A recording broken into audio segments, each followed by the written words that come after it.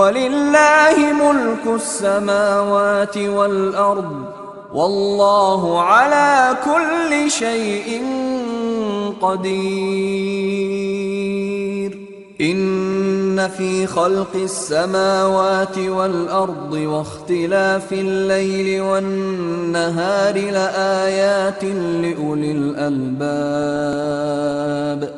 الَّذِينَ يَذْكُرُونَ اللَّهَ قِيَامًا وَقُعُودًا وَعَلَى جُنُوبِهِمْ وَيَتَفَكَّرُونَ فِي خَلْقِ السَّمَاوَاتِ وَالْأَرْضِ رَبَّنَا مَا خَلَقْتَ هَذَا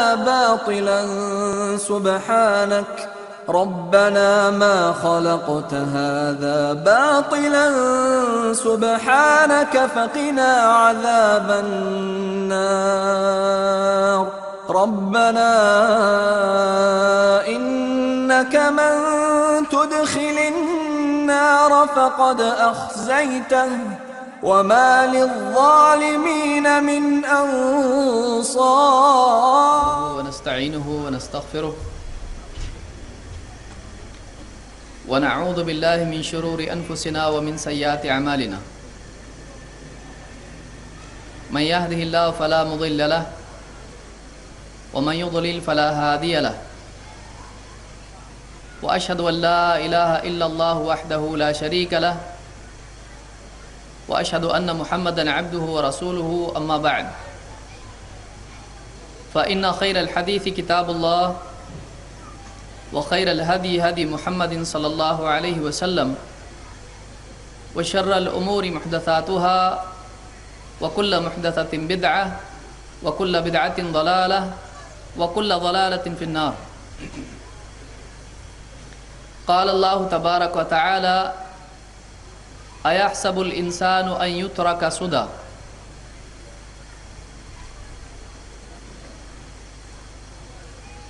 میرے محترم دینی بھائیوں اور قابل احترام ماں اور بہنوں، اللہ رب العالمین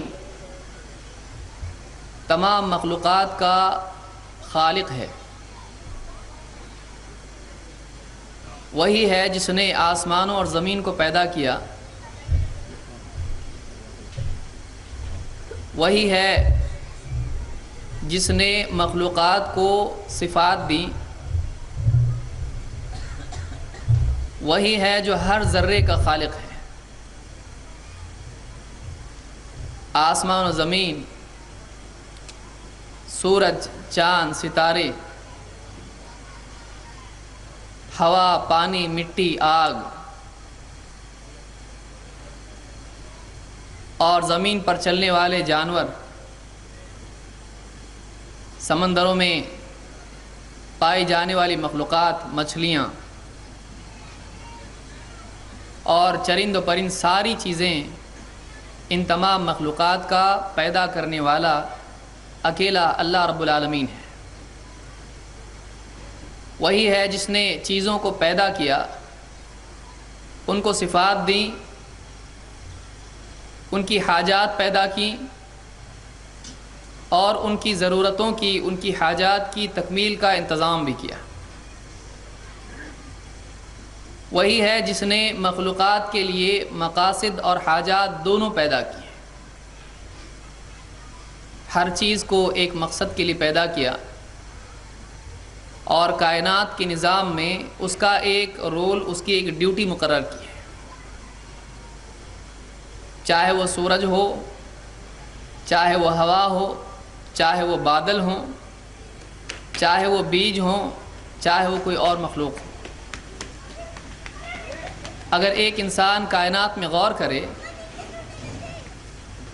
تو اس کو دکھائی دیتا ہے کہ کائنات کی تمام چیزیں، ان میں سے کوئی ایک چیز بھی ایسی نہیں ہے کہ جو بے مقصد ہو. ہر ایک کی ایک ڈیوٹی ہے، ہر ایک کا ایک کام ہے، ہر ایک پر ایک ذمہ داری ہے جس کو پوری کر رہی ہے. شہد کی مکھی شہد جمع کر رہی ہے، چونٹیاں اپنی ضرورت کی چیزیں جمع کر رہی ہیں، ہوائیں چل کر بادلوں کو ایک جگہ سے دوسری جگہ لے جا رہی ہیں تاکہ بارش ہو، سورج کی گرمی اور ہوا مل کر سمندر سے بھاپ اڑا کر اوپر لے جا رہی ہے تاکہ بادل بنے، اور ہر چیز اگر آپ اس پر غور کریں تو واقعی صحیح طریقے سے غور و فکر کرنے والا انسان اس نتیجے پر پہنچے گا کہ کائنات کی تمام مخلوقات میں کوئی ایک مخلوق بھی ایسی نہیں ہے جس کے اوپر کوئی ذمہ داری نہ ہو، جس کا کوئی مقصد نہ ہو۔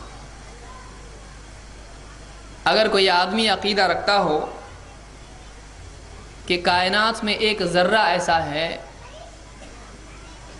جو اللہ تعالیٰ نے بے مقصد پیدا کیا ہو، تو یہ عقیدہ اس کو اسلام کے دائرے سے باہر نکالنے کے لیے کافی ہے۔ اگر کوئی آدمی عقیدہ رکھتا ہے کہ بس ایک ذرہ ایسا ہے کائنات میں جو بے مقصد پیدا کیا گیا ہے، اس کے پیدا کرنے میں کوئی حکمت نہیں ہے، اگر کسی کا ایسا عقیدہ ہے تو وہ ایمان کے، اسلام کے دائرے سے خارج ہو جاتا ہے۔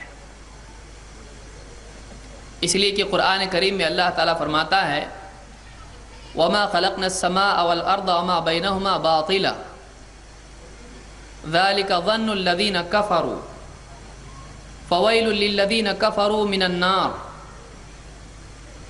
آسمانوں کو، آسمان اور زمین اور ان کے درمیان جتنی چیزیں ہیں، ان چیزوں کو اللہ تعالیٰ نے بے مقصد، باطل، عبث، یوں ہی بے فائدہ کھیل کے طور پر ایسے ہی پیدا نہیں کیا ہے۔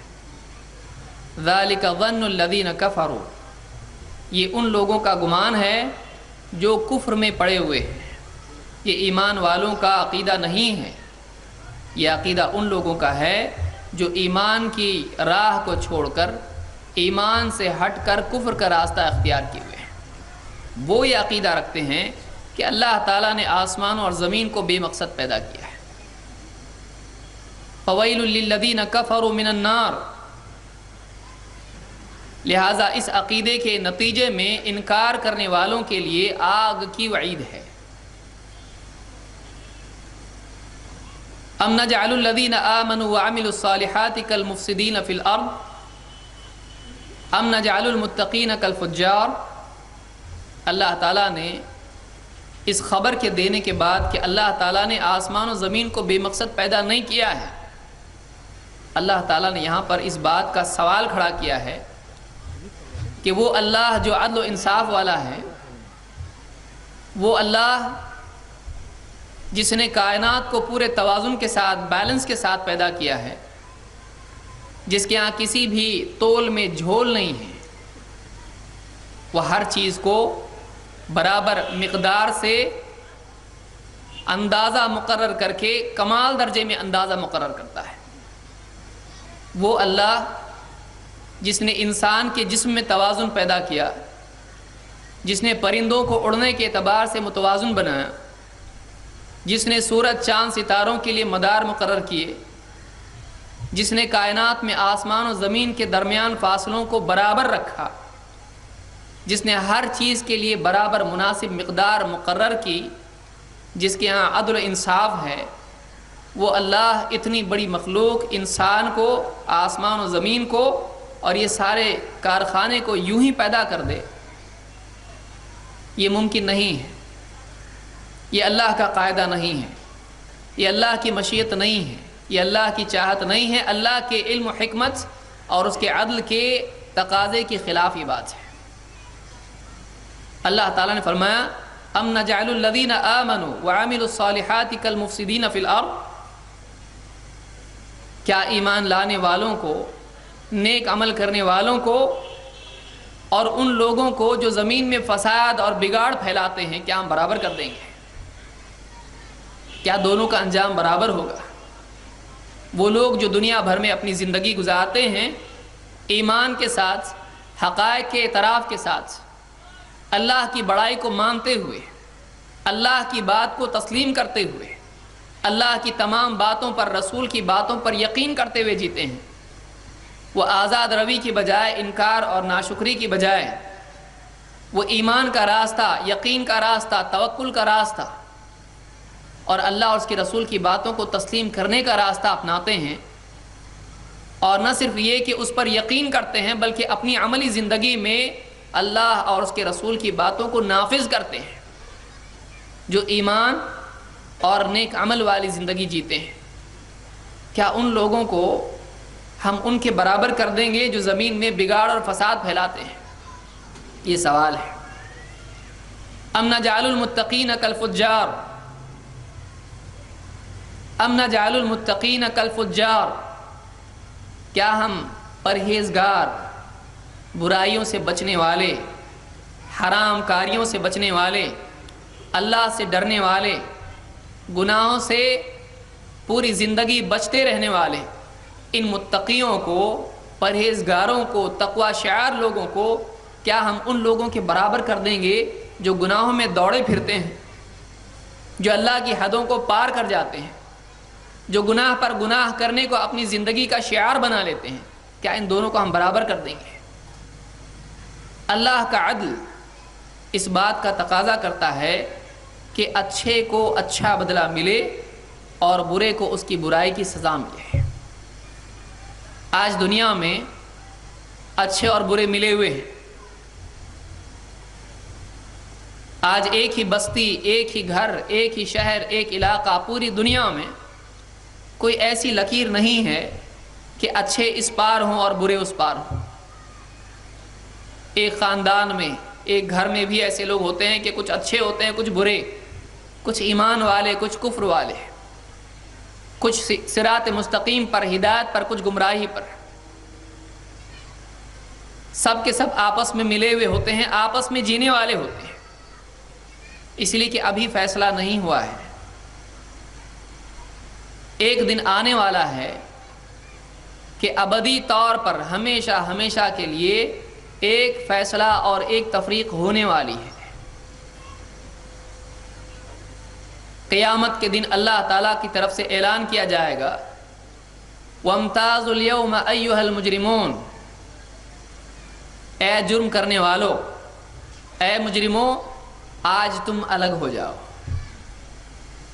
تم دنیا کی زندگی میں نیک لوگوں کے ساتھ جیتے رہے، ان کے لیے بارش ہوتی تھی، اناج اگتا تھا، تم بھی فائدہ اٹھا لیتے تھے، اللہ کی رحمتیں نازل ہوتی تھیں مادی اعتبار سے، اس میں ان کے ساتھ رہنے کی وجہ سے تم بھی استفادہ کر لیتے تھے۔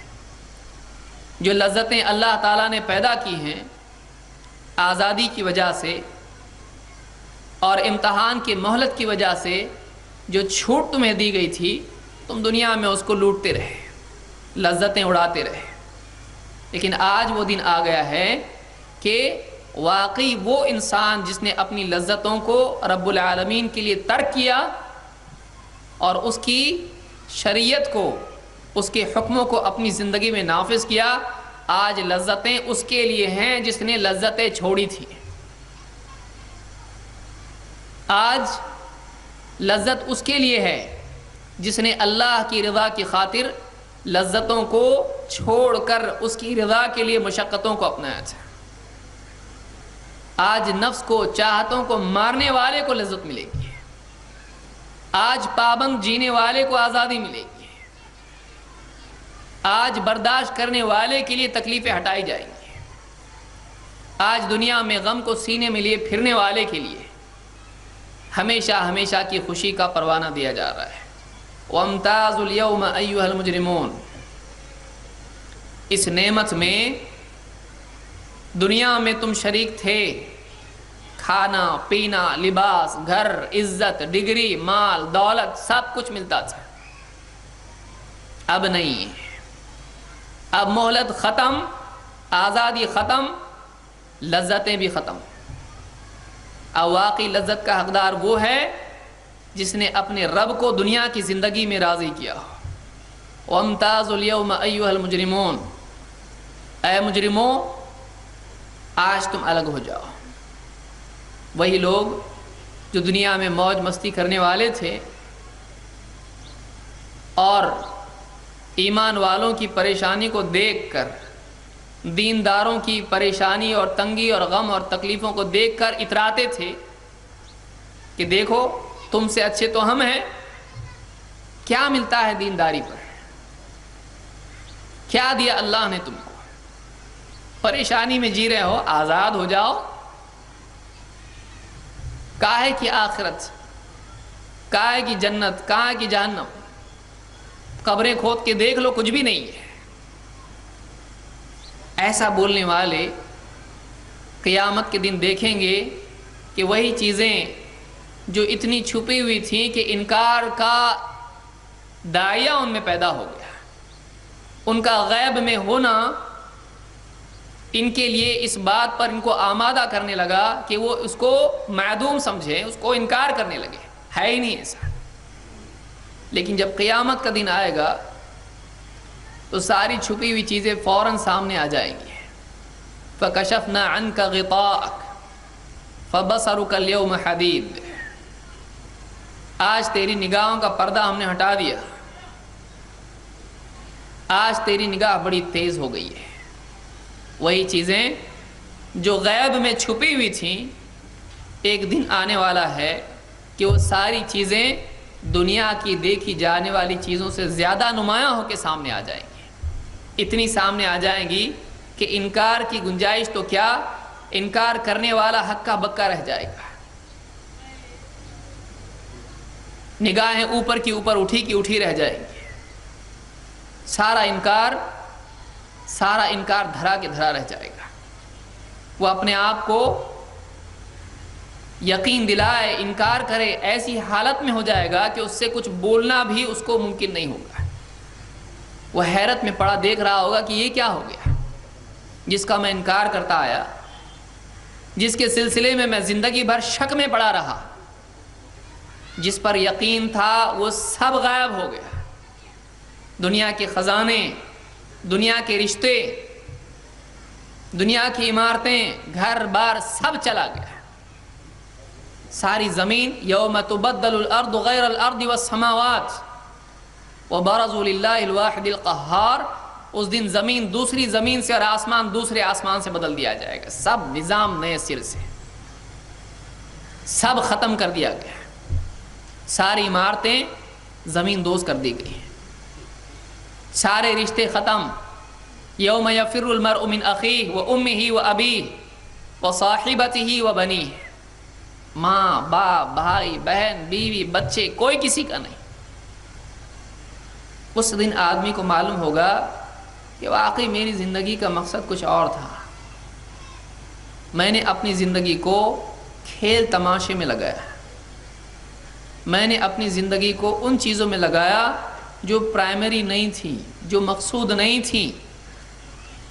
میں نے مقصد کو چھوڑ کے اپنی مہلت، اپنی صلاحیت، اپنی تمام چیزوں کو برباد کیا اپنی حاجت پر، جس کے پورا کرنے کا ذمہ خود اللہ نے لیا تھا، اور جس کی ذمہ داری مجھ پر ڈالی گئی تھی، جس کو بطور مقصد مجھ کو دیا گیا تھا، میں نے تو دھیان ہی نہیں دیا اس کی طرف۔ آپ بتائیے کہ ایک آدمی ناکام ہو جائے اور اصلاح کا موقع بھی ختم ہو جائے، اس سے بڑی مفلسی کیا ہو سکتی ہے، اس سے بڑی حسرت انسان کے لیے کیا ہو سکتی ہے کہ ایک انسان کے پاس اس کو معلوم ہو کہ میں نے جو کچھ بھی کیا واقعی وہ کرنے کی چیز نہیں تھی، کچھ اور کرنا چاہیے تھا، اور آج مجھ کو احساس ہو رہا ہے ٹھیک ہے آج اپنی اصلاح کر لیتا ہوں، جو رہ گیا اس کی بھرپائی کر لیتا ہوں، لیکن پھر معلوم یہ ہوگا کہ نہیں، ابھی بھرپائی کا بھی وقت نہیں ہے، ابھی اصلاح کا وقت نہیں، ابھی وقت ہی نہیں ہے۔ ربنا ابصرنا وسمعنا، اس وقت میں اللہ سے کہیں گے کہ اے اللہ ہم نے دیکھ لیا، ہم نے سن لیا، وہ باتیں جو چھپی ہوئی تھیں آج ہماری نگاہوں کے سامنے اب دکھائی دیا۔ ہاں، الذین یؤمنون بالغیب، جو لوگ غیب پر ایمان رکھتے تھے، ہم انکار کرتے تھے، اب سب سامنے ہے، اب دکھائی دے رہا ہے، اب جنت بھی دکھائی دے رہی ہے، اب جہنم بھی سامنے ہے، اب قیامت کا دن بھی ہے، اب فرشتے بھی ہیں، اب عاجزی بھی سامنے آ گئی، اب معلوم ہوا کہ واقعی مقصد زندگی کا کیا تھا، اور ہم نے سن لیا واقعی کہ حق کیا ہے، باطل کیا ہے، اللہ کے نزدیک واقعی حق کیا ہے، کیا کرنا چاہیے کیا نہیں کرنا چاہیے، کیا اللہ کو پسند ہے کیا پسند نہیں ہے، اب سمجھ میں آ گیا ہمیں۔ فرجعنا نعمل صالحا انا موقنون، اے اللہ ہم کو واپس لوٹا دے، دنیا میں ایک بار ہم کو بھیج دے، ہم نیک عمل کر کے آتے ہیں، اب ہم کو یقین آ گیا وہ کام جو پوری زندگی ہم چھوڑے آئے ہیں ایک بار پھر سے ہم کو دنیا میں واپس لوٹا دے، اور کچھ نہیں۔ وہاں جنت نہیں مانگ رہے ہوں، وہاں اللہ سے جنت نہیں مانگ، کیونکہ استحقاق ہی نہیں ہے، اب پتہ چل چکا ہے کہ ہماری زندگی اس لائق نہیں کہ جنت مانگے، کہ جرم کے بعد انعام کو مانگنا ڈریں گے اس سے، پوری زندگی مجرمانہ ہے۔ ام نجعل المتقین کالفجار،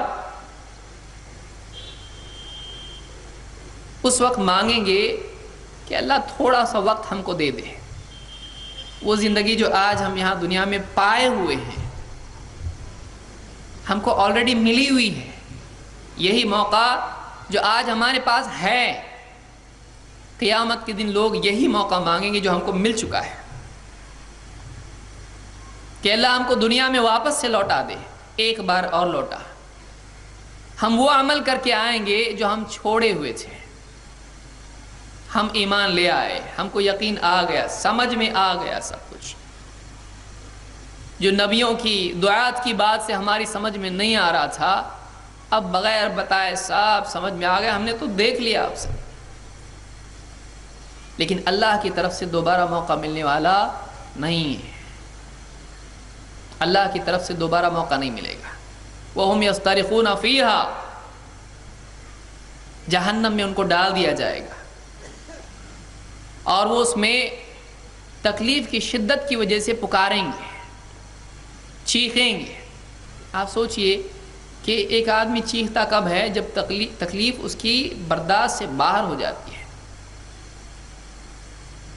یہاں راحت سے جینے والا، یہاں اللہ کے حکموں کو توڑ کے لذتیں اٹھانے والا وہاں پہ چیخے گا۔ وَهُمْ يَسْتَرِخُونَ فِيهَا رَبَّنَا أَخْرِجْنَا نَعْمَلْ صَالِحًا غَيْرَ الَّذِي كُنَّا نَعْمَلْ، اے اللہ ہم کو یہاں سے نکال دے، ہم وہ عمل کر کے آتے ہیں، ہم پھر سے وہ عمل کر کے آئیں گے جو ہم نہیں کرتے تھے، ان اعمال کی بجائے جو ہم کرتے آئے ہم وہ عمل کریں گے جو تجھ کو راضی کرنے والا ہے۔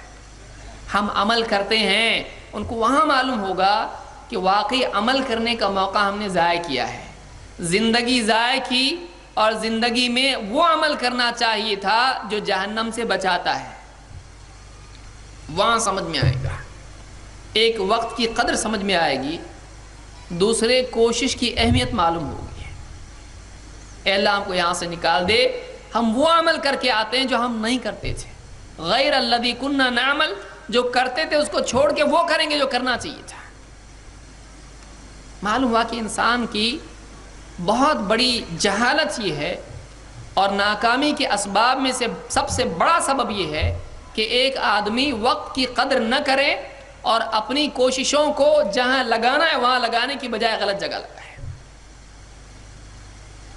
دو نعمتیں ہم کو ملی ہیں، ایک وقت اور اس وقت کو استعمال کرنے کی صلاحیت، عمل کی قوت۔ اللہ کے نبی صلی اللہ علیہ وسلم کی حدیث میں بھی آپ نے سنا ہوگا، نعمتان مغبون فیہما کثیر من الناس، دو نعمتیں ہیں، اور ان دو نعمتوں کے سلسلے میں انسانوں کی ایک بہت بڑی تعداد ہے، کثیر من الناس، بہت سارے لوگ ہیں جو ان دو نعمتوں کے سلسلے میں خسارے میں ہیں، مغبون جس کو تجارت میں دھوکہ ہو جائے، اور وہ دو نعمتیں کیا ہیں؟ الصحۃ والفراغ، صحت مندی اور فارغ وقت۔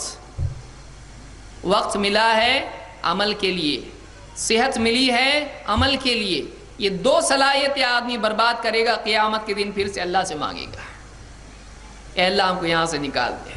جہنم سے نکال، ہم وہ عمل کر کے آتے ہیں جو ہم نے نہیں کیے، ایک مہلت دے ہم کو، لوٹا دے، دنیا میں تھوڑا سا وقت دے ہم کو۔ لیکن اللہ کی طرف سے موقع ملنے والا نہیں، اس لیے کہ اللہ کی طرف سے اعلان ہوگا اولم نعمرکم ما یتذکر فیہ من تذکر،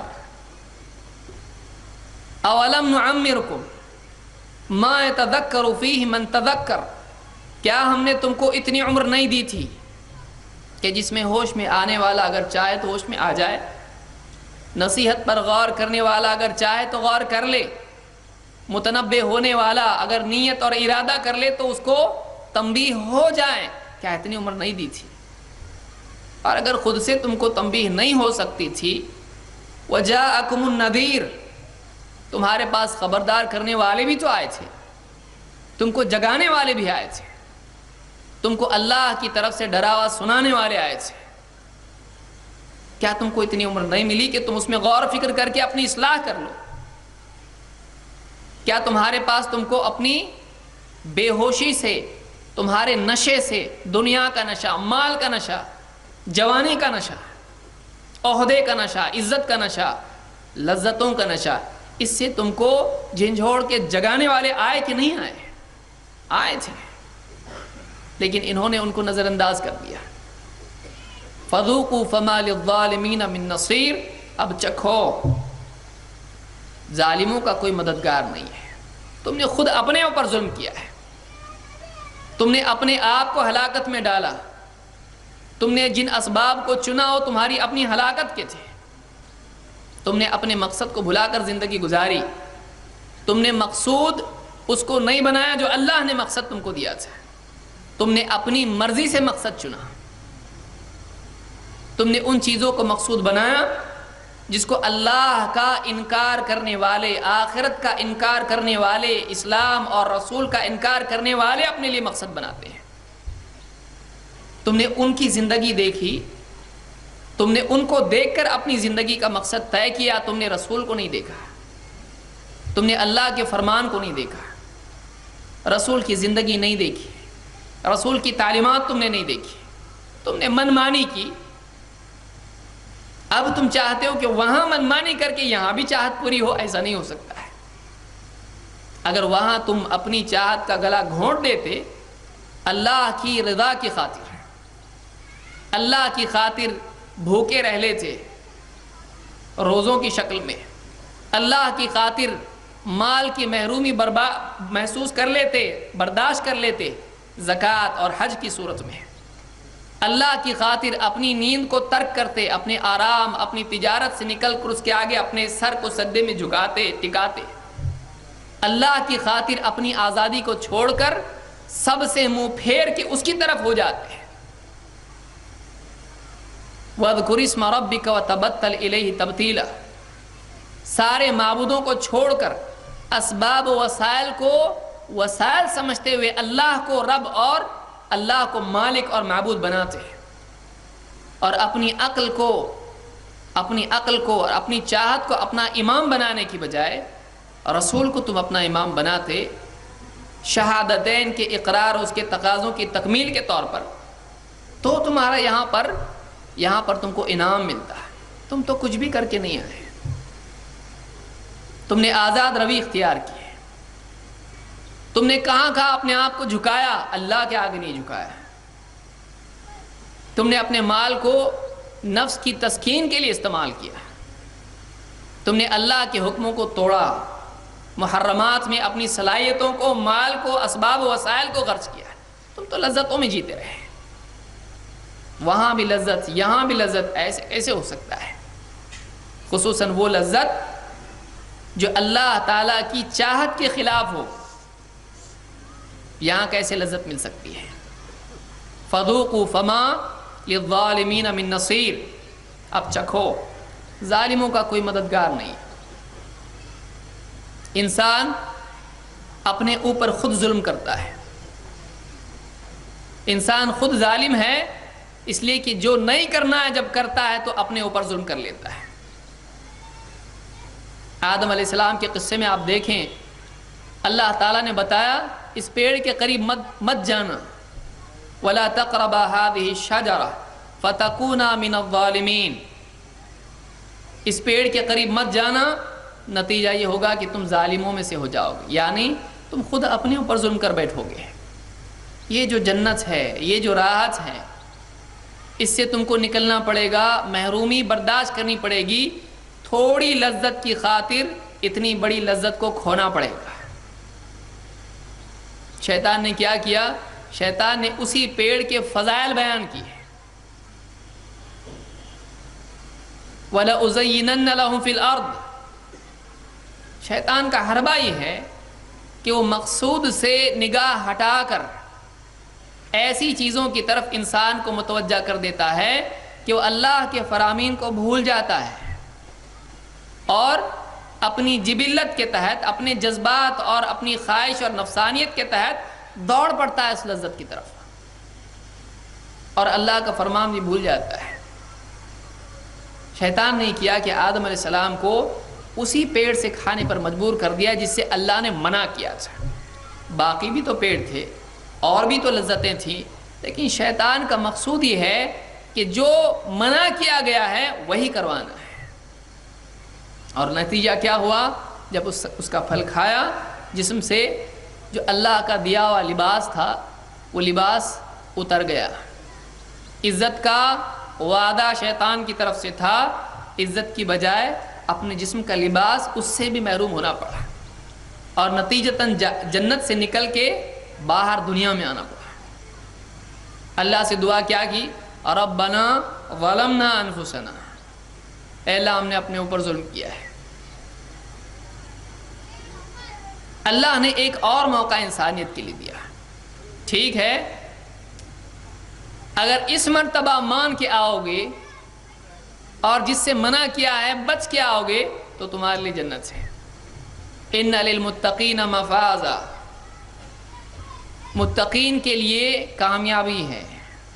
حدائق و اعنابا، ان کے لیے باغ ہیں اور پھل ہیں، انگور اور دوسرے بھی پھل ہیں۔ وہی چیز جو ٹوٹی ہے کہ اللہ کی ممانعت، اللہ کی منع کی ہوئی چیزوں کا ارتکاب، یہ جنت سے محرومی کا سبب ہے۔ اس کی بھرپائی یہ ہے کہ اب اللہ کی مان کے آؤ، اب اللہ نے جس سے منع کیا ہے اس سے بچ کے آؤ، وہی چیز جو کھوئی ہے پھر سے تم کو ملے گی۔ اور اللہ کی طرف سے وعدہ ہے کہ جو انسان اللہ کی مان کے آئے گا اور اللہ نے جن چیزوں سے منع کیا ہے ان سے بچ کے آئے گا، اس کے لیے جنت کا وعدہ ہے۔ وَأَمَّا مَنْ خَافَ مَقَامَ رَبِّهِ وَنَهَى النَّفْسَ عَنِ الْهَوَىٰ فَإِنَّ الْجَنَّةَ هِيَ الْمَأْوَىٰ۔ وَأَمَّا مَنْ خَافَ مَقَامَ رَبِّهِ، اور وہ شخص جو اپنے رب کے سامنے کھڑے ہونے سے ڈرتا رہا کہ رب کے سامنے کھڑے ہو کر اس کو جواب دینا ہے، کیا کیا، کیوں نہیں کیا۔ خاف مقام ربہ، اپنے رب کے سامنے جواب دہی سے ڈرتا رہا، اس کو حساب کا ڈر ہمیشہ کھائے جاتا رہا، زندگی بھر وہ اس ڈر میں جیتا رہا کہ میرا کیا ہوگا، اگر اللہ نے محاسبہ کیا تو مشکل ہو جائے گی، اگر پکڑا گیا تو مشکل ہو جائے گی۔ وَأَمَّا مَنْ خَافَ مَقَامَ رَبِّهِ وَنَهَى النَّفْسَ عَنِ الْهَوَىٰ، اور اپنے نفس کو بری خواہشات سے روکتا رہا۔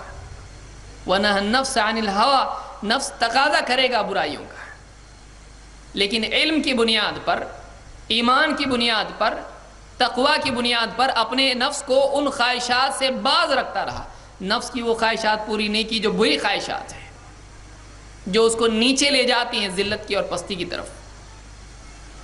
جس آدمی نے ایسا کیا، اللہ تعالیٰ فرماتا ہے فَإِنَّ الْجَنَّةَ هِيَ الْمَأْوَىٰ، اس کا ٹھکانہ جنت ہے۔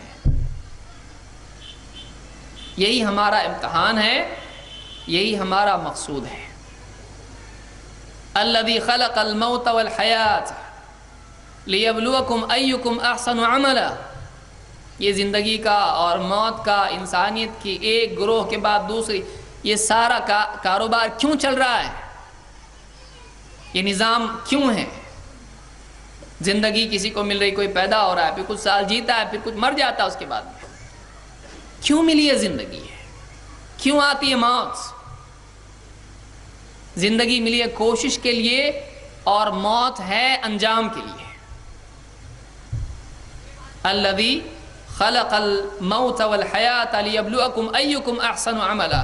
ہماری کوششوں کا امتحان ہے پوری زندگی ہے کہ جس نے موت اور زندگی کو پیدا کیا تاکہ دیکھے تم میں سے عمل کے اعتبار سے کون زیادہ بہتر ہے. عمل کے لیے زندگی ملی ہے. اگر ایک انسان ہندوستان سے کسی ملک میں چلا جائے کاروبار کی غرض سے، بہت سارے لوگ سعودی میں جاتے ہیں، سعودی عرب میں جاتے ہیں اور دوسرے ملکوں میں جاتے ہیں، اور یہاں بیوی بچے ہوتے ہیں، اور مقصود یہ ہوتا ہے کہ یہاں تجارت نہیں ہو پا رہی ہے، چلو وہاں جاتے ہیں زیادہ ملے گا. اب وہاں جا کر اس کی فکر اگر یہاں لگی نہ ہو، اور میں وہاں کیوں ہوں، دوسرے ملک میں کیوں آیا ہوں، اگر وہ یاد نہیں رکھتا ہے اور پھر جو بھی تنخواہ ملتی ہے کھا پی کے ختم کر دیتا ہے، یا وہیں بڑی بڑی عمارتیں تعمیر کرنے میں لگ جاتا ہے، ساری سیٹنگ وہاں کرتا ہے جہاں پر عارضی طور پر رہنا ہے، سیٹل نہیں ہونا ہے وہاں پہ، اور یہ ایسی کوشش کرتا ہے جیسے سیٹل ہونے والی ہو. بتائیے یہ آدمی عقل مند ہے، یہ جاہل ہے. ایک آدمی دنیا میں آیا تھوڑے وقت کے لیے آیا، کتنا معلوم نہیں. یہاں سے جانے والا کم سے کم جانتا ہے 2 سال کے لیے گیا، 3 سال 4 سال وہ جانتا ہے، لیکن یہاں دنیا میں آیا ہے کتنی مدت کے لیے، کب بلاوا آ جائے، کب یہاں سے اس کو ڈیپورٹ کیا جائے معلوم نہیں، کب فرشتہ آ جائے اور کب ہاتھ پکڑ کے اس کو لے جائے. آپ نے سنا اس سے پہلی مجلس میں کہ فرشتہ دنیا سے لے جاتا ہے، پھر یا تو اچھے حال میں لے جائے گا یا برے حال میں. آدمی کا حال آج کیا ہے؟ اگر آج موت آ جائے اس کا حال کیا ہے؟ وہ اپنا محاسبہ کرے، اپنا جائزہ لے کہ اس کی زندگی آج کس راستے پر ہے، کیا وہ اپنی زندگی کے مقصد کو پورا کر رہا ہے، کیا واقعی وہ اللہ کا بندہ ہے. وَمَا خَلَقْتُ الْجِنَّ وَالْإِنسَ إِلَّا لِيَعْبُدُونَ مَا أُرِيدُ مِنْهُمْ مِنْ رِزْقٍ وَمَا أُرِيدُ أَنْ يُطْعِمُونَ إِنَّ اللَّهَ هُوَ الرَّزَّاقُ ذُو الْقُوَّةِ الْمَتِينُ. میں نے جنات کو اور انسانوں کو اپنی عبادت کے لیے پیدا کیا ہے، کسی اور کی عبادت کے لیے نہیں، اور کھیل تماشے کے لیے نہیں، کھا پی کے مگن ہونے کے لیے نہیں، عبادت کے لیے پیدا کیا ہے. اللہ تعالیٰ کا بندہ بن کر جینے کے لیے پیدا کیا ہے، آزادی کے لیے نہیں. اور اس لیے نہیں کہ وہ اپنی پوری ملی ہوئی زندگی کو رزق کی طلب میں کھپا دیں. مقصود رزق ہے، مقصود رزق نہیں ہے. رزق کی طلب اللہ کی بندگی کو پورا کرنے کے لیے معاون ہے. اس کی زندگی کا مقصد اللہ کی عبادت ہے، اللہ کی طاعت ہے، ایمان و عمل ہے. رزق کی طلب اس کے لیے سپورٹ ہے، کھائے پیے تاکہ اللہ کی عبادت کرے، گھر بنائے، سب کچھ کرے. کیوں؟ تاکہ اللہ کے حکموں کو پورا کر سکے. یہ مقصود نہیں ہے. مقصود کی تقویت کے لیے وسائل ہیں، مقصود کی تکمیل کے لیے ذرائع ہیں. لیکن اگر ایک آدمی انہی کو مقصد بنا لے اور مقصد کو چھوڑ دے تو اس کی قسمت میں ناکامی کے سوا کیا ہو سکتا ہے؟ وہ مخلوق جس کو اللہ تعالیٰ نے اپنی بندگی کے لیے پیدا کیا، جس کو پیشانی بنائی، جس کو گھٹنے بنائے، جس کو ہتھیلیاں بنائی، اس کو بندہ اپنا بنایا، جس کا جسم کا ہر عضو اپنے لیے بنایا، وہ اگر اللہ کو چھوڑ کے روٹی اور بوٹی کے پیچھے بھاگنے لگے، اس نے اپنے جسم کو ذلیل کیا، اس نے اپنے آپ کو ذلیل کیا. اگر وہ اعمال کی بجائے مال کو مقصود بنا لے، اس نے اپنے آپ کو ذلیل کیا. لقد خلقنا الانسان فی احسن تقویم. انسان کو ہم نے بہترین ڈھانچے میں پیدا کیا کیونکہ وہ اللہ کے لیے پیدا کیا گیا ہے. ثم رددناہ اسفل سافلین، لیکن اگر واقعی وہ اس مقصود کو پورا نہ کرے تو اتنا گر جاتا ہے کہ گرے ہوئے سے بھی گر جاتا ہے۔ اسفل سافلین، اخلاقی اعتبار سے دنیا میں اور سزا کے اعتبار سے آخرت میں، جہنم میں۔ زندگی کا مقصد ہے، اور وہ مقصد کیا ہے؟ وہ اللہ کی ایک مقصد تو دیکھیے انفرادی سطح پر ہے، ہر آدمی کو مقصد دیا گیا ہے۔ ایک مقصد اجتماعی سطح پر ہے، ایک مقصد ہے انفرادی سطح پر، اور ایک ہے امتی ہونے کے اعتبار سے۔ دو نسبتیں ہماری ہیں، ایک نسبت اللہ سے ہے اور ایک نسبت بندوں سے، یا آپ رسول سے بھی کہہ سکتے ہیں۔ اللہ کی نسبت سے ہماری ذمہ داری یہ ہے کہ ہم اللہ کی عبادت کریں، اللہ کی عبادت میں کسی کو شریک نہ کریں، اللہ کی عبادت میں اخلاص کے ساتھ، مجاہدے کے ساتھ دوام اختیار کریں۔ وَاعْبُدْ رَبَّكَ حَتَّى يَأْتِيَكَ الْيَقِينُ، ایک دو دن عبادت کر لی، ایک دو دن 4-5 حکم پورے کر لی، اللہ کے رمضان آیا دیندار بن گئے، رمضان گیا بے دینی کی چادر اوڑھ لی، نہیں۔ وَاعْبُدْ رَبَّكَ حَتَّى يَأْتِيَكَ الْيَقِينُ، اپنے رب کی عبادت کرتا رہ یہاں تک کہ تجھ کو یقین موت آ جائے، موت تک اللہ کا بندہ بنا رہنا، قانت بنا رہنا، دوام کے ساتھ مسلسل اللہ کی بندگی کو اپنی زندگی کے لیے سانس کی طرح بنانا، کہ اس کے چھوڑنے کا تصور آدمی نہیں کر سکتا ہے۔ کوئی چھوڑنے کے لیے کہے تو اس پر ہنسے گا، کوئی چھوڑنے کی چیز ہے، میری حیات اس پر ہے۔ جسمانی حیات جیسے سانس پر ہے، روحانی اور قلب کی حیات اللہ سے تعلق اور اللہ کی طاعت سے ہے، دوام کے ساتھ اللہ کی فرما برداری کرتا رہے۔ ایک اللہ کی نسبت سے ہماری یہ ذمہ داری ہے۔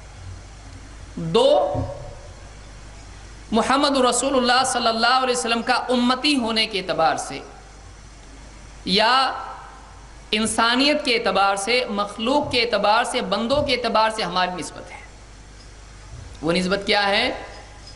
کنتم خیر امۃ اخرجت للناس، امت کے اعتبار سے، مجموعی اعتبار سے یہ ذمہ داری ہے۔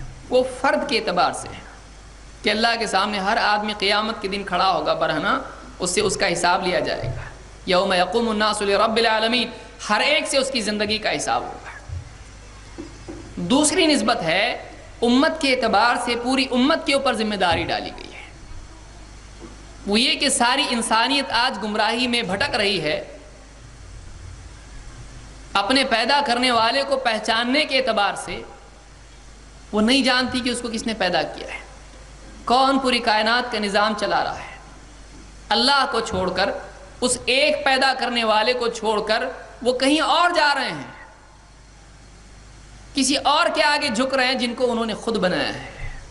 جو خود محتاج ہیں ان کے آگے یہ خود ان کو جھک کے، ان کو اپنے سے زیادہ بڑا مرتبہ دے کر اپنا معبود بنائے ہوئے ہیں، اور وہ اپنے رہبر کو نہیں جانتے ہیں۔ وَمَا أَرْسَلْنَاكَ إِلَّا كَافَّةً لِلنَّاسِ بَشِيرًا وَنَذِيرًا وَلَكِنَّ أَكْثَرَ النَّاسِ لَا يَعْلَمُونَ، اے نبی، ہم نے آپ کو سارے لوگوں کے لیے خوشخبری دینے والا اور ڈراوا سنانے والا بنا کر بھیجا ہے، نذیر بنا کر بھیجا ہے۔ بشیر اور نذیر، خوشخبری اور خبردار کرنے کے لیے، لیکن انسانیت کی اکثریت اس بات کو جانتی نہیں ہے۔ ساری انسانیت کو آگاہ کیا جائے کہ کوئی ہے جو ان کا پیدا کرنے والا ہے، جو ان کا رب ہے، جس کے آگے وہ جواب دیں۔ قیامت کا دن آنے والا ہے جس دن زندگیوں کا فیصلہ ہوگا، یا تو جنت ہے یا جہنم ہے۔ اس جہنم سے بچنے کے لیے، اس جنت کو پانے کے لیے ایک شخصیت ہے جس کا انتخاب اللہ نے ہمارے لیے کیا ہے، وہ محمد عربی صلی اللہ علیہ وسلم ہے۔ جب آپ عرب میں پیدا ہوئے، آپ کو اللہ تعالیٰ نے ساری انسانیت کے لیے، کسی ایک ملک کے لیے نہیں، کسی ایک زمانے کے لیے نہیں، قیامت تک کے انسانوں کے لیے، چاہے وہ ہندوستان ہو یا کوئی دنیا کا عرب ہو، کوئی بھی علاقہ ہو، سب کے لیے آپ رسول ہیں۔ آپ کے طریقے پر، آپ کی تعلیمات پر، آپ نے جو سکھایا اس پر چل کر ہی آدمی جنتی بن سکتا ہے، اس پر چل کر ہی، آپ کے راستے پر چل کر ہی اللہ کو خوش کر سکتا ہے۔ اور وہ تو بات کی چیز ہے کہ جنت ملے گی، اگر دنیا میں سکون چاہیے، اگر دنیا میں بھلائی چاہیے، اگر دنیا میں انسان کو انسان بنانے کا کوئی ایجوکیشن ہے تو محمد صلی اللہ علیہ وسلم کی تعلیمات سے۔ لیکن کس کو معلوم ہے؟ خود مسلمان کو کتنا معلوم ہے؟ مسلمان دوسری قوموں کو دیکھ کر، ان کی مادی ترقی کو دیکھ کر ان کی اخلاقیات اپنا رہا ہے،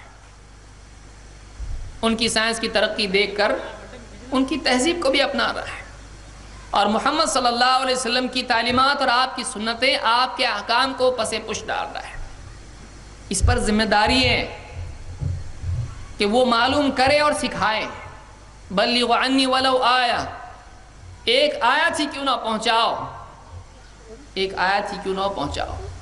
مسلمانوں پہ ذمہ داری ہے، امت ہونے کے اعتبار سے ایک بہت بڑی ذمہ داری ہے۔ ساری انسانیت، کیا قصور ہے ان لوگوں کا؟ ان کو نہیں معلوم ہے ذمہ دار ہم ہیں، ان کو نہیں معلوم ہے۔ ان کو امن کے ساتھ میں، نرمی اور شفقت کے ساتھ میں، پیار محبت کے ساتھ میں انسانیت کی تعلیم، وہ تعلیم جو اللہ کی طرف سے دی گئی ہے، وہ ساری قوموں کو دینے کی ذمہ داری مسلمانوں پر ہے۔ لیکن مسلمان کا حال کیا ہے؟ اس کے گھر میں معلوم نہیں ہے نبی کا نام کیا ہے، اس کے گھر میں معلوم نہیں ہے کہ اسلام کی بنیادی تعلیم اشہد ان لا الہ الا اللہ و اشہد ان محمد رسول اللہ، اس کے معنی کیا ہیں، اس کے معنی کیا ہیں، اس کے تقاضے کیا ہیں، یہ پڑھنے کے بعد کرنا کیا پڑتا ہے، بچنا کس چیز سے پڑتا ہے، اس کو نہیں معلوم ہے۔ دوسری قوموں کو کیا بتائے گا؟ یہ ہماری زندگی کا مقصد ہے کہ خود اللہ کا بندہ بننا اور بندگی پر جمے رہنا، اور سارے وہ بندے جو اللہ کو بھولے ہوئے ہیں، اللہ کو نہیں جانتے ہیں، اللہ کے پیغام کو نہیں جانتے ہیں، اپنی کامیابی کے راستے کو نہیں جانتے۔ بتائیے جنت میں کوئی جگہ کی کمی ہے کہ ہم کسی کو نہ بتائیں؟ بھائی اس کو بتائیں گے تو ہمارا کیا ہوگا؟ جنت میں کوئی تنگی نہیں ہے، بلکہ جنت اتنی وسیع ہے کہ اللہ اپنی طرف سے ایک مخلوق اس میں پیدا کرے گا۔ یہ سارے لوگ جو جہنم کے راستے پر جا رہے ہیں، جہالت پر جی رہے ہیں، جن کو معلوم نہیں زندگی واقعی کیسے گزارنا چاہیے، ماں باپ کا کیا حق ہے، آج پڑھا لکھا ہونے کے باوجود انسان کو نہیں معلوم، ڈاکٹر اور انجینئر اور سب کچھ ہونے کے باوجود اس میں اصول اس کے پاس نہیں ہونے کی وجہ سے ملاوٹ کر رہا ہے، دھوکہ دے رہا ہے، جھوٹ، قتل اور کیا کچھ نہیں دنیا میں ہو رہا ہے۔ ایجوکیشن سے حل نکل رہا ہے اس کا؟ نہیں نکل رہا ہے۔ بڑی بڑی ڈگریاں ہیں، لیکن جتنی بڑی ڈگری اتنا بڑا دھوکہ دینے والا بھی مل جاتا ہے۔ وہ اپنے اس علم کو اور زیادہ سماج کو نقصان پہنچانے کے لیے استعمال کرتا ہے۔ اس علم کا، اس صلاحیت کا صحیح استعمال کب آدمی کرے گا؟ جب وہ اللہ سے ڈرنے والا بنے گا، جب اس کے دل میں مرنے کے بعد کی زندگی کا ڈر ہوگا کہ مجھ کو اگر آج بچ گیا تو کل پکڑا جاؤں گا۔ اگر انسانیت کو سدھارنا ہے تو صرف ABCD اور اس طرح کے علوم سے وہ نہیں سدھریں گے، ان کو سدھارنے کے لیے اللہ کی طرف سے جس نے انسان کو پیدا کیا ہے اس علم کو ان تک پہنچانا پڑے گا۔ جب تک وہ علم عام نہیں ہوتا ہے انسانیت سدھر نہیں سکتی ہے۔ کس پہ ذمہ داری ہے؟ اب نبی آئے گا کوئی؟ اللہ کے نبی صلی اللہ علیہ وسلم خاتم النبیین ہیں، آپ نے خود کہا انہ لا نبی بعدی، میرے بعد کوئی نبی نہیں ہے۔ اب یہ ذمہ داری ہماری ہے۔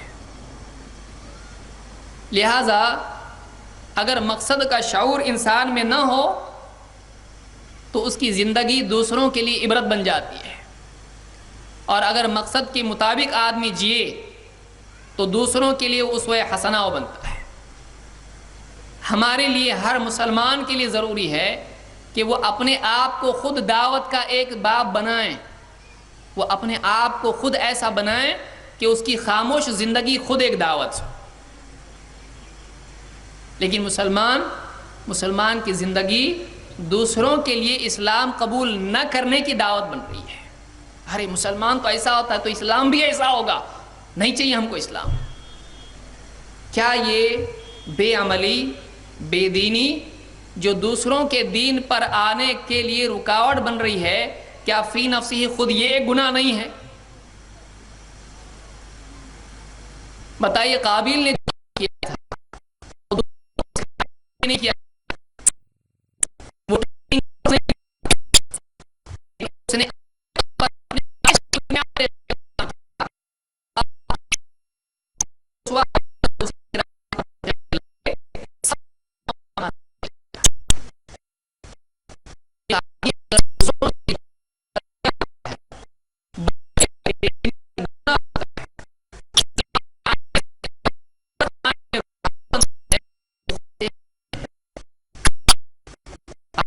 کی ضرورت ہے کہ ہم اپنی انفرادی زندگی کے اعتبار سے اللہ کی نسبت سے جو ہماری ذمہ داری ہے، جو ہمارا مقصد ہے، اس کے بارے میں حساس ہو جائیں، ہم کو احساس اس کا ہو۔ اور دوسرے یہ کہ ہم انسانیت کے اعتبار سے ساری انسانیت جو آج گمراہی کی طرف، برائی کی طرف جا رہی ہے، اور اس کو معلوم نہیں کیا کرے کہ ساری دنیا اچھی ہو جائے، سمجھ میں نہیں آ رہا کسی کو، بہت فارمولے استعمال کریں، سب پھیل جا رہا ہے۔ ایجوکیشن بڑھاؤ، ایک نعرہ تھا سب صحیح ہو جائے گا، نہیں ہو رہا ہے، نہیں ہو رہا ہے، بلکہ اور زیادہ آج سے 50 سال پہلے جو اخلاقی اعتبار سے انسانوں کا حال تھا گاؤں دیہات میں بھی، وہ شہروں میں بھی نہیں ہے۔ پڑھے لکھوں میں وہ اخلاق نہیں جو ایک زمانے میں ان پڑھ لوگوں میں ہوا کرتا تھا۔ کیوں؟ دنیا اتنی تیز ہو چکی ہے اور نفسی کا حال ہے، میرا فائدہ کسی طرح سے ہو جائے۔ یہ کب صحیح ہوگا؟ جب واقعی اللہ اور آخرت کی فکر انسان کو ہو جائے، جب اس کی زندگی میں محمد رسول اللہ صلی اللہ علیہ وسلم کی تعلیمات آئے۔ ہم کو یہ دوسروں تک پہنچانا ہے، لیکن جیسا عربی میں کہاوت ہے، فاقد الشیء لا یعطی، محروم عطا نہیں کر سکتا ہے۔ آپ کی جیب خود خالی ہے اور آپ صدقہ دینے والے بنے، ہو سکتا ہے آپ کے پاس خود نہیں ہو اور آپ دینے کے لیے کھڑے ہو جائے، آپ کیا دیں گے؟ خالی جیب کے سوا آپ کسی کو کچھ نہیں دے سکتے۔ پہلے خود حاصل کرنا پڑے گا، اپنے لیے بھی اور دوسروں کے لیے بھی۔ اس نیت کی برکت سے اللہ تعالیٰ مزید ترقی دے کر اس کو ذریعہ بنا سکتا ہے دوسروں کا۔ لیکن انسان سب سے زیادہ مفلس وہ ہے جو عزم میں بھی مفلس ہو، جو نیت کے اعتبار سے بھی اپاہج ہو، وہ نیت بھی کامل طور پر نہ کر سکے کہ ہاں آج میں نیت کر رہا ہوں کہ میں اپنے آپ کو صحیح کروں گا اور میں ساری دنیا کے صحیح کرنے میں کچھ نہ کچھ حصہ لگاؤں گا۔ اگر واقعی یہ نیت کرے تو اللہ کے نبی صلی اللہ علیہ وسلم کی اس حدیث کا مصداق بن سکتا ہے کہ آپ نے کہا، نضر اللہ امرأ سمع منا حدیثا فحفظہ حتی یبلغہ غیرہ۔ اللہ تعالیٰ خوش رکھے، سرسبز و شاداب رکھے، ہرا بھرا رکھے، حشاش بشاش رکھے اس انسان کو جو ہم سے کوئی بات سنے، اس کو سنبھال کے رکھے اور اس کو دوسروں تک پہنچا دے جیسا سنا تھا ویسا۔ یہ نبی صلی اللہ علیہ وسلم کی دعا ہے اس انسان کے لیے جو علم کی سماعت، حفاظت اور اشاعت، 3 باتوں کی ذمہ داری ہے۔ علم کو سننا، محفوظ رکھنا، پہنچانا، یہ 3 ذمہ داریاں اگر آدمی اس کو ادا کرے تو اس کے لیے خود نبی صلی اللہ علیہ وسلم کی دعا ہے، اللہ اس کو خوش رکھے۔ کیا چاہتے ہیں آپ دنیا میں؟ ایک آدمی سب بھاگ دوڑ کر رہا، کیوں ہے؟ سکون ملے، خوشی ملے دنیا میں۔ سب مل کے اگر خوشی نہیں ملی کیا فائدہ؟ اور آخرت کی خوشی نہیں، دنیا میں بھی۔ اسی لیے بعض محدثین نے کہا کہ جو حدیث کی خدمت کرنے والے ہوتے ہیں، اللہ تعالیٰ کی طرف سے نعمت ان کو ملتی ہے کہ ان میں ایک عجیب قسم کی تراوٹ، ایک عجیب قسم کا ان کے اندر یعنی جوش اور خوشی ہوتی ہے۔ اللہ تعالیٰ ہم کو ایسا بنائے۔ مقصد کا شعور کیسا ہونا چاہیے، اس اعتبار سے اخیراً کچھ کلمات میں ذکر کر رہا ہوں۔ ایک واقعہ اللہ کے نبی صلی اللہ علیہ وسلم کا ہے جس سے کچھ اصول دعوتی اعتبار سے داعیانہ مزاج کے لیے ہم کو ملتے ہیں۔ 6 اصول اس میں ہم کو تقریباً ملتے ہیں، اور کوئی غور کرے تو اور بھی باتیں سامنے آ سکتی ہیں۔ اللہ کے نبی صلی اللہ علیہ وسلم کو جب پتہ چلا کہ آپ کے چچا ابو طالب کی موت قریب ہے، آپ فوراً تشریف لے گئے اور آپ گئے، جا کے آپ نے دیکھا، لمبی روایت ہے، بخاری مسلم دونوں میں روایت موجود ہے، آپ نے دیکھا کہ چچا ہیں اور ساتھ میں دو وہ لوگ جو اسلام کے دشمن ہیں، ابو جہل اور عبداللہ ابن ابی امیہ، یہ دونوں اسلام کے دشمن ہیں، وہاں بیٹھے ہیں، جو کہ ابو طالب کے ساتھیوں میں سے ہیں، اسلام کو نہیں مانتے، ابو طالب بھی اسلام نہیں مانتے تھے، لیکن بھتیجے کا اکرام کرتے تھے، ساتھ دیتے تھے۔ آخری وقت ابو طالب کا ہے، اللہ کے نبی صلی اللہ علیہ وسلم گئے، جا کے بیٹھ گئے وہاں پہ، کہا اے چچا، قریب جا کے کہا اے چچا، لا الہ الا اللہ کی گواہی دے دو، میں اللہ کے پاس تمہاری گواہی دوں گا، تم میرے سامنے گواہی دے دو کہ تم شرک کو نہیں مانتے، تم توحید والے ہو، ایک اللہ کو معبود مانتے ہو، سب کا انکار کر دو، کلمے کا اقرار کر لو، میں اللہ کے پاس تمہارے اس اقرار کا گواہ بنوں گا، تمہاری نجات کے لیے کافی ہو جائے گا۔ آپ کا یہ کہنا تھا کہ وہ جو دونوں مشرک اور انکار کرنے والے بیٹھے تھے، انہوں نے کہا اے ابو طالب، تم اپنے باپ عبد المطلب کے دین سے پھر جاؤ گے؟ باپ کا دین ہے، باپ کا دین چھوڑو گے بھتیجے کی وجہ سے؟ چھوٹے کی وجہ سے بڑے کی بات چھوڑ دو گے؟ گویا کہ دلیل کے مقابلے میں رواج کو چھوڑ دو گے؟ آپ صلی اللہ علیہ وسلم مسلسل یہی بات کرتے رہے، اے چچا لا الہ الا اللہ کا اقرار کرو، میں اللہ کے پاس تمہارا گواہ بن جاؤں گا، اور وہ اپنی بات کرتے رہے۔ باپ دادا کا دین چھوڑ دو گے اس کی وجہ سے؟ باپ دادا کا دین چھوڑ دو گے؟ اللہ کے نبی صلی اللہ علیہ وسلم مسلسل کہتے رہے، یہاں تک کہ آخری بات جو ابو طالب کی زبان سے نکلی وہ یہ تھی کہ میں اپنے باپ عبد المطلب کے دین پر ہوں، اور انہوں نے لا الہ الا اللہ کا انکار کر دیا، ماننے سے، قبول کرنے سے انکار کر دیا۔ وَأَبَى أَن يَقُولَ لَا إِلَهَ إِلَّا اللَّهُ۔ جب ابو طالب کی موت اسی حال میں ہو گئی تو اللہ کے نبی صلی اللہ علیہ وسلم نے کہا میں تمہارے لیے مغفرت کی دعا کروں گا، یہاں تک کہ مجھے خود منع نہ کر دیا جائے۔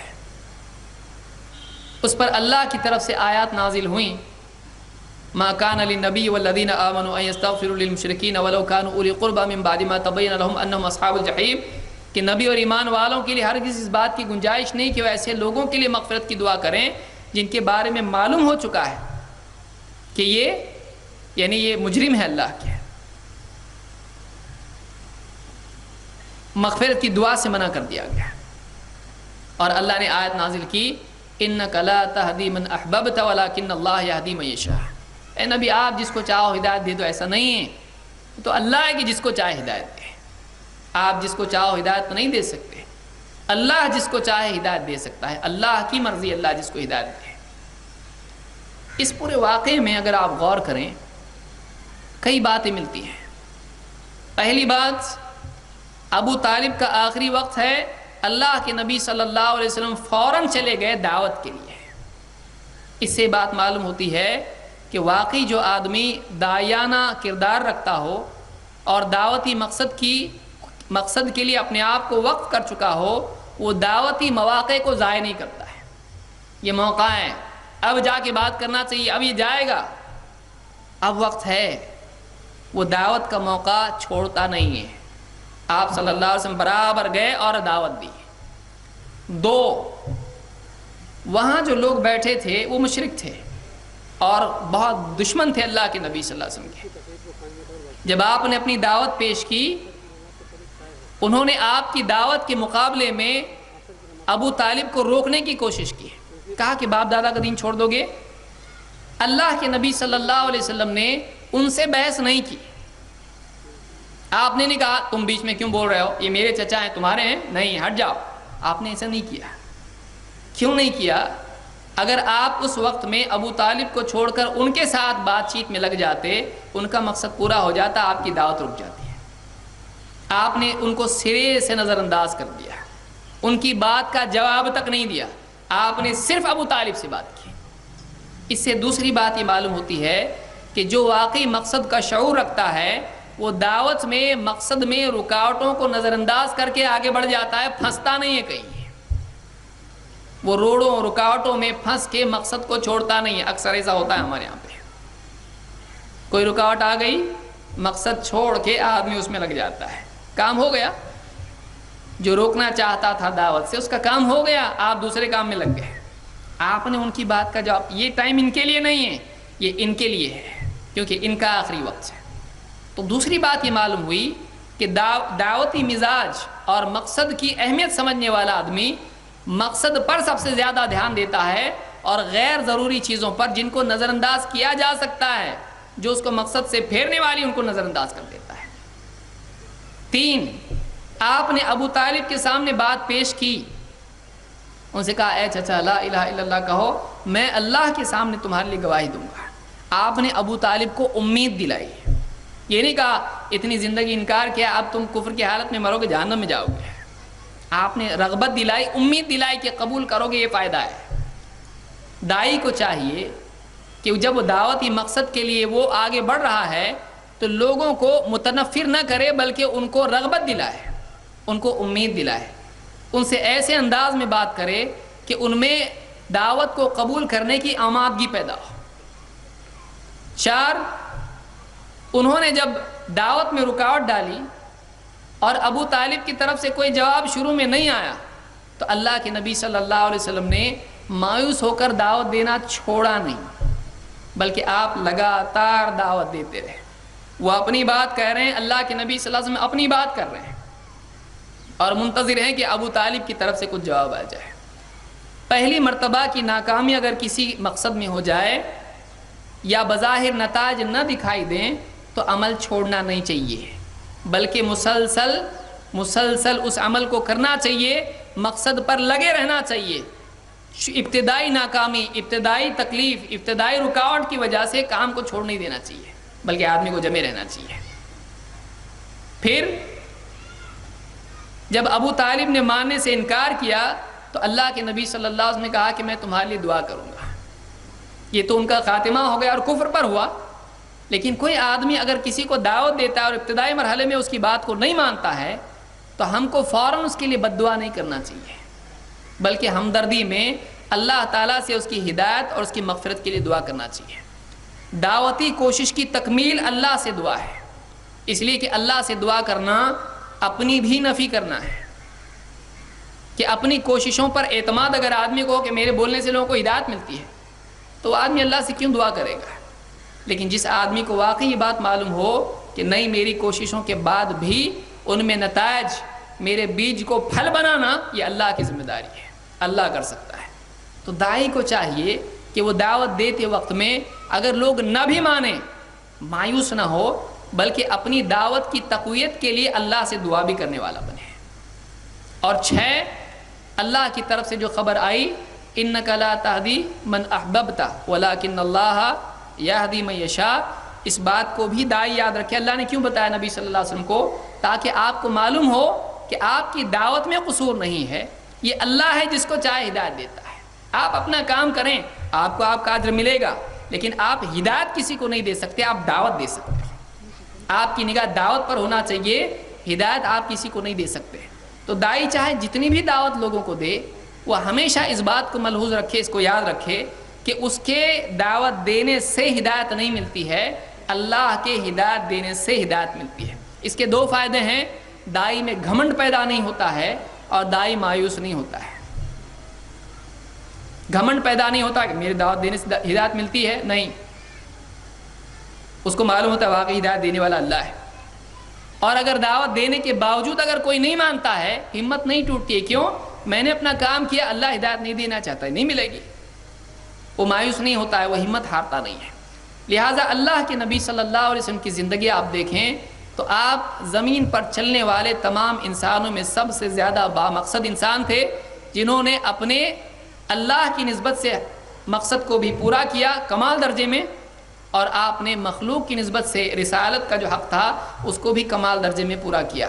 لہٰذا ایک آدمی کو چاہیے کہ اگر واقعی وہ اللہ کے رسول صلی اللہ علیہ وسلم پر ایمان رکھتا ہے تو آپ کو اپنی ظاہری و باطنی اور زندگی کے تمام مرحلوں کے اعتبار سے ہر مرحلے میں آپ کو اپنا اسوہ اور نمونہ بنائیں۔ یہ اللہ کی محبت کو حاصل کرنے کا بھی ذریعہ ہے اور آخرت میں مغفرت اور نجات کا بھی ذریعہ ہے۔ اللہ تعالیٰ ان کلمات کو میرے لیے اور آپ کے لیے ہدایت اور خیر کا ذریعہ بنائیں، اور اللہ تعالی ہم کو واقعی مقصد کے مطابق جینے والا بننے کی توفیق عطا فرمائے۔ اقول قولی ھذا واستغفر اللہ لی ولکم۔